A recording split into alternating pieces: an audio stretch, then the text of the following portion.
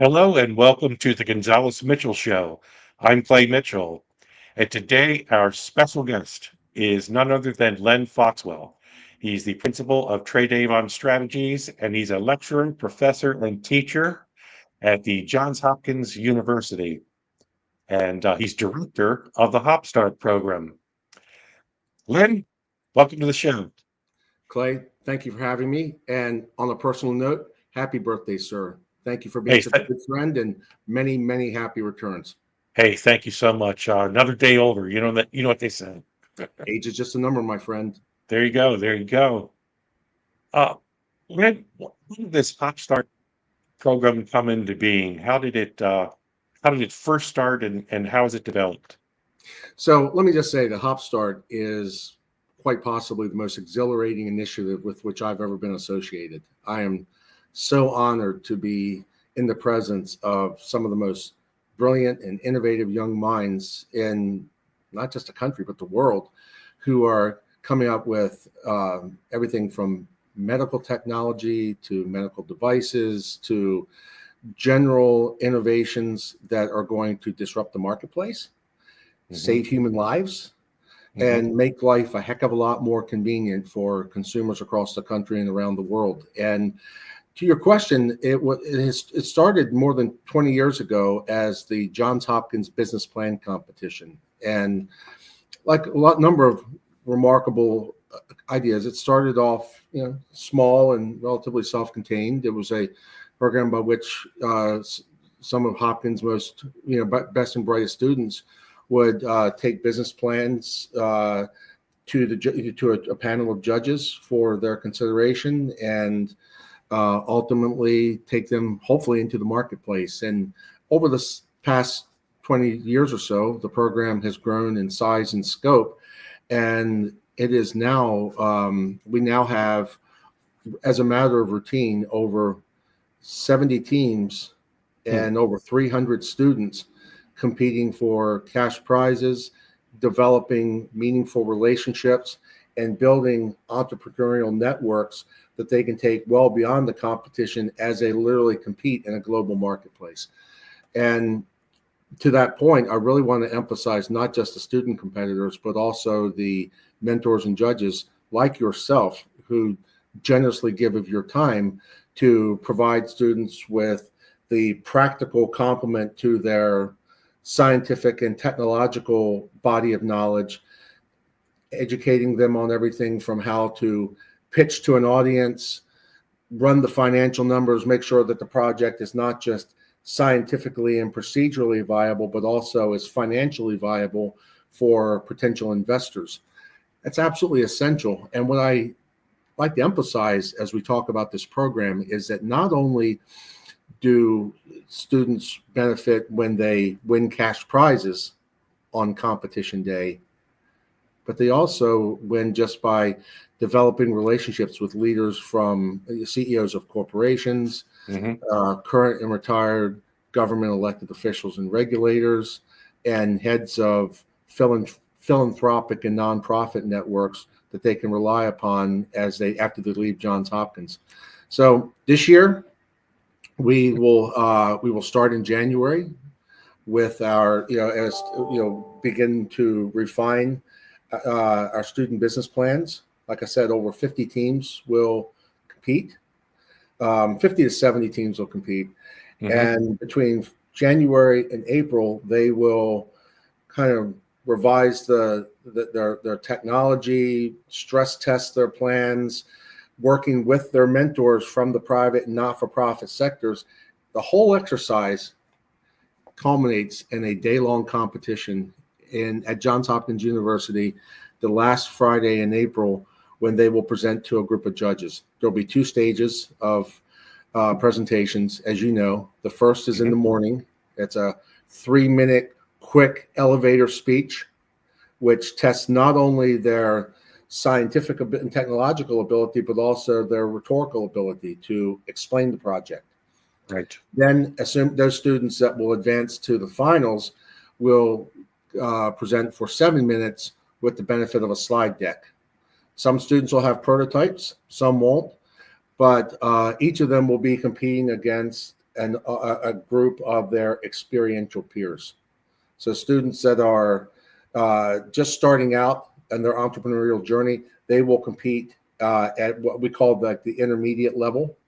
And then students who have been at this for a while, they may have prototypes, they may have investors, they will compete against one another. So it's really an equal playing field as they compete for cash prizes at the end of the day. It's Clay, you experienced it last year. Yes. It's a really inspiring process. And just so people get a feel of what's going on. I mean, the mentor part of the program is great.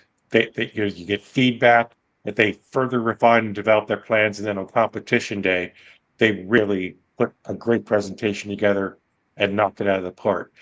Can you give us some examples? Because when you say technological and medical fields, some examples of things that have been developed by these students with their investors, and a lot of it's proprietary. They've actually gone out and gotten patents for this stuff. What are some of the ideas and products that have come forth through this program?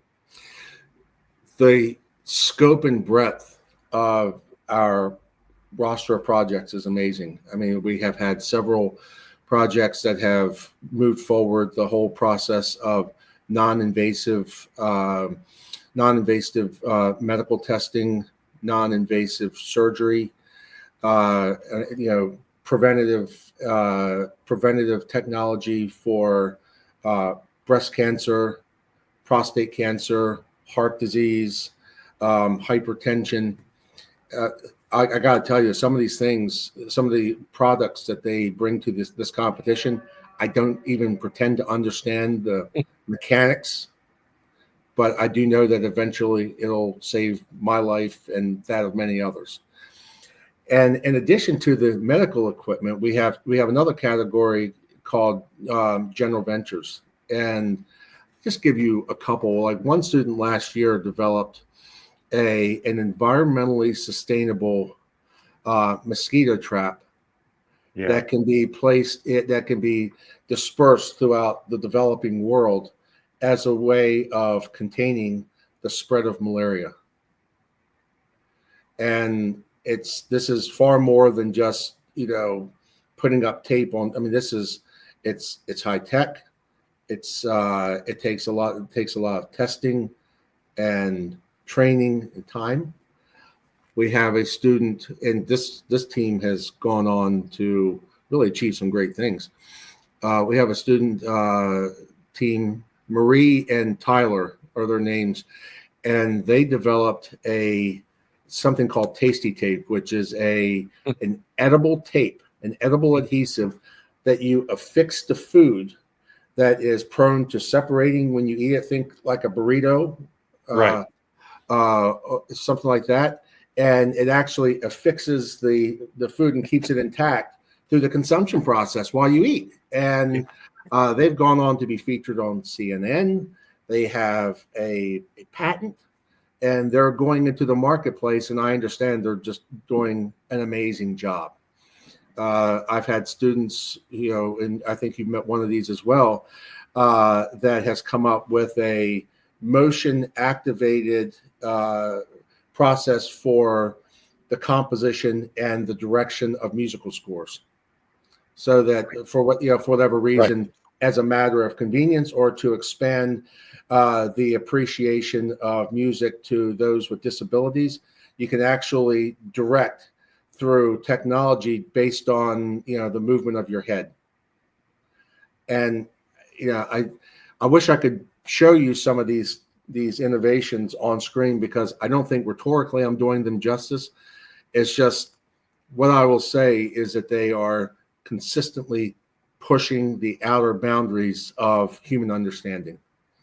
And it's more than a notion. These are Johns Hopkins students, so these are basis points of the top 1% of students in the world. So these are not. This is not just an innovative wish list. They are going to go on to achieve their dreams and make life a whole lot better for all of us.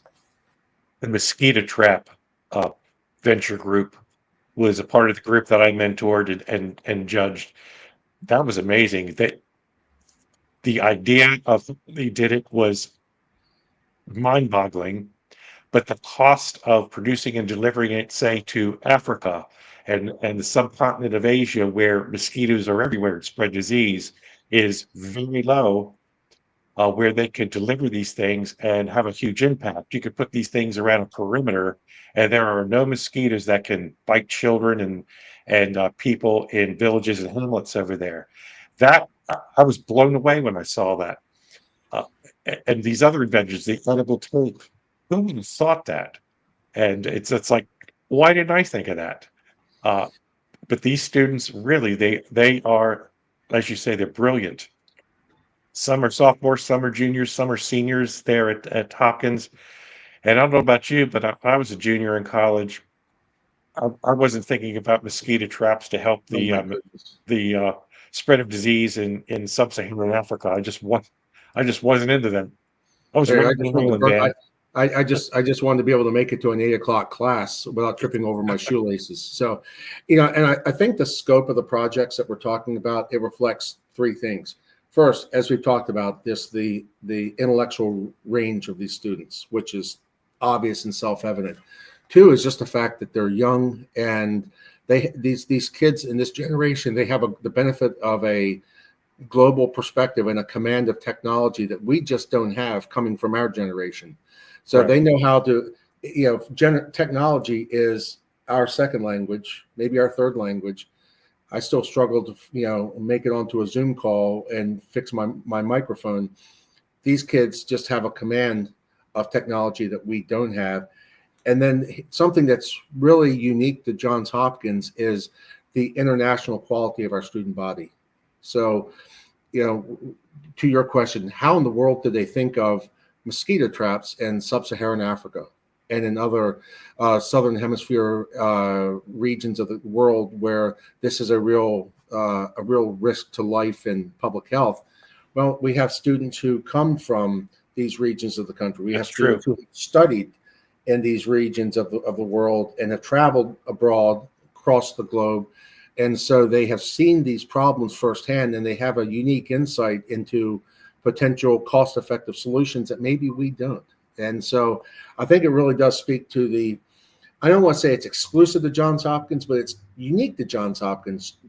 The caliber and the internationalization of our student population really creates a body of innovation that is special among institutions. When you think of students with a global perspective, that's something I think is new in the 21st century. When I was going to college, it was University of Maryland College Park for undergrad. The most foreign students I saw were from New York. And now when I went on the campus there, I saw, wow, there's people from all over the world here. And if people from our generation are worried about the future of this country, you got to come and see this in action. It gives me faith in the future that there are people who can solve very hard problems and problems that like the mosquito thing, cost effective ways of delivering aid to people. It is something to see. If someone wanted to become involved as a mentor or a judge, do they reach out to you or how do they do that? The easiest thing to do would just be to connect with me directly. You can reach me at 410 202 6694. I'm also available on my email at len.foxwell@treadavonstrategies.com. As you know, I'm a somewhat ubiquitous presence on social media, and I do check my chats on a multi-daily basis. So if you want to reach out to me through one of the social media platforms, you may do so as well. Clay, I also just want to re-emphasize that it's not just the students, as exceptional as they are, that make this project successful. It's the mentors that we've brought in and who generously volunteer their time. We talked earlier about the Tasty Tape initiative.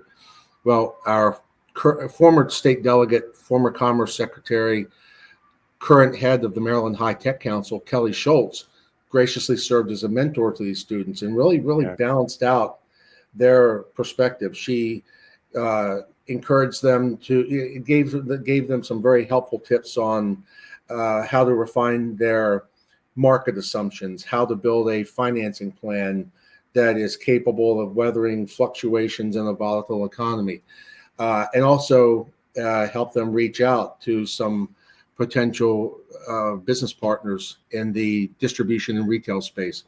Some of the mentors I brought in include former Harford County Executive Barry Glassman, Mhm. Rashern Baker, who is a former and perhaps future Prince George's County executive who's been incredibly helpful. Clay, you have been an absolute godsend. Uh, It's my pleasure. former Congressman Tom McMillan has been a very helpful part of the process. And so we have over, I think at last count, we have 61 mentors, many of whom also go on to serve as judges on election day, or not election day, on presentation day. Right. And they really bring, each of you, I should say, really bring a practical, real world perspective and a command of an experience based command of the marketplace and the economy that provides a nice balance to the knowledge that they bring to their own projects. So magic's happening here. It's the right time for stuff like this. We have the resources to make it successful, and the student brain power speaks for itself. So I would encourage as many people as humanly possible to please get involved. The time investment is minimal. Clay, what, couple hours for Few the whole hours, yeah. thing? A few It's hours. it's not much at all. It's the time investment is minimal. The intellectual and civic benefits of getting involved with these talented young people are really immeasurable. I would hope that maybe we'll get a couple mentors and judges from our conversation today. I certainly hope so. It is one of the most enjoyable things I've done to get out there and meet the young people, the college students and their colleagues. If you never get a chance to really meet a group of people that are truly intelligent, you have to meet this group. I think one of the things the students learn too, other than their technological background and educational background, is the value of networking and connections. You mentioned Kelly Schultz. Uh, you actually get to interact with people like Kelly Schultz and Rashern Baker, and they become part of your network. You come up with an invention, where it's to go up with the Maryland Tech Council for help and guidance. That Correct. that in itself, if a student say did not win the prize, you've won a prize. You've got a new network of people out there that you could call on to help you in the future. And as I always told the students, if you say hello to me and we talk, you've got a friend for life. And that is worth a lot, especially to students just starting out, is to get out there in the world, know the landscape and the people who can help you along with your venture. Couldn't agree more. Life and success is predicated on relationships, Yes. and the building of these relationship-based networks. It's a cumulative process that we do over the course of our lives, and what we're really showing students, who many of whom are coming into the area from other states, other countries, really showing them the value in real time of building these relationships, like you said, with the private sector, with the entrepreneurial class. You see it in the end of at the reception that we have at the end of the competition day. You see business Mhm. cards and numbers being exchanged all over the place, and people who literally exist in the same market space or have the same entrepreneurial aspirations, but have never really met one another. They get to know each other over the course of this competition day and through the process, and so it just becomes this generative initiative where people form new teams and expand teams and connect with possible funders and angel investors and venture capitalists and go on to do things that you and I could have only dreamed of. One of the other rewarding things as a judge or mentor is the these students not just they just don't do the competition, you never hear from them again. I've actually had a few of them reach back out to me months Yep. later saying, "Hey, what do you think of this? And good to talk with you. I'm working on this now. What do you think? And it is appreciated, I think, by the judges and mentors that you're not forgotten, and you do have an impact with these students, and that's very rewarding as a judge, mentor, and someone out in the business, legal, and technological community. So Uh, there's a project from this gentleman named Shabank who I worked with 2 years ago, and Shabank came up with this market innovation where he actually developed what could only be described as a Fitbit for cows, and it was basically a device that would measure the pace of the cow's movement, the rhythms of their movement, and what it does, it would send back data to the owner of the livestock and help that owner monitor any irregularities or any areas of potential concerns such as illness, viruses, or if a cow's about to give birth, and it allows them to go and be responsive in real time. If you're thinking about like animals that are used for livestock, you're talking about investments of tens of thousands of dollars. And we lose that amount of money in the American agricultural sector just due to medical error and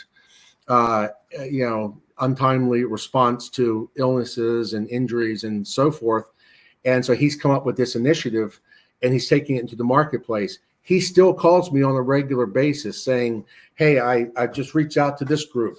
What about this group? Do you have any relationships in the poultry sector? Because I think we can yeah, expand it from livestock into poultry. And so yeah. you're right. For them, they treat this as the establishment of a lifelong relationship. And I love it. We're building networks for ourselves as well as for them. And I sort of laughed at the beginning talking about cows, but they're very expensive. It's inventory to farmers, and it's sort of like a check engine light that we never had before, where you can be responsive. And that to the farming community, especially here on the shore, when you talk about chickens, that is absolutely valuable to the farmers over here. He said, I said, how much money could this?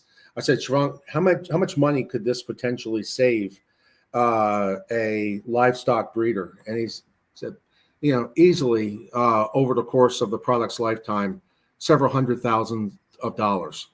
Yeah. So how much is this? How much does this product actually cost to purchase and install? $40. Wow. And it took a kid from Johns Hopkins University from India to who has like a global perspective on agriculture, and it took someone like him to really understand the economic and social potential of an investment like this. That's amazing. Well, I encourage everybody to reach out to Len, become a mentor, become a judge. I promise you, it's an enjoyable few hours mentoring, and it's an enjoyable day there on that beautiful campus, judging these intelligent kids with their products. You will not be disappointed, I guarantee you.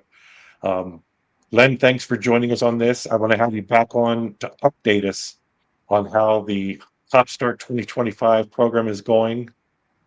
But I until then, can't my wait. friend, it's time to say goodbye, Patrick. Goodbye, Patrick, and Merry Christmas. Goodbye, Patrick, wherever you are. Merry Christmas, Len. Thank you so much. Thanks, Clay. See you, man.